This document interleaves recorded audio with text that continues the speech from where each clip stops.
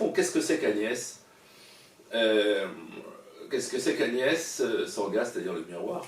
Elle fait partie des gens que je reconnais. Ce qui m'intéresse énormément, c'est quand quelqu'un a atteint la rencontre entre le monde dans lequel elle vit et en même temps sa personnalité, la fameuse signature. C'est ça Marcel Proust, il décrit son monde, mais en même temps c'est sa signature. Donc elle a une signature, c'est-à-dire qu'on ne peut pas confondre un Sorga avec un autre. Mais ce qui est très intéressant dans ce qu'elle fait, c'est le micro. C'est-à-dire qu'elle peut, quand elle fait ses plissés comme ça, elle peut vous réduire Notre-Dame à quasiment rien. Sa qualité à elle, c'est d'élargir le panorama. Elle est très panoramique et elle est métaphorique.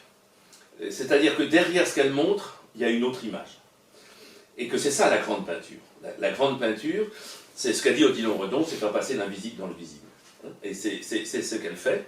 En fait, elle fait passer les dimensions les unes dans les autres. J'ai compris mon intérêt pour elle, c'est que, et l'intérêt quand je vois de la grande peinture, parce que je connais d'autres très grands peintres, c'est qu'il nous crée une vibration qui dépasse le phénomène du sensuel. Parce que tout est vibratoire, comme vous le savez. Tout est vibratoire sans exception. Elle est profondément poétique. Donc elle a dépassé la notion de peintre.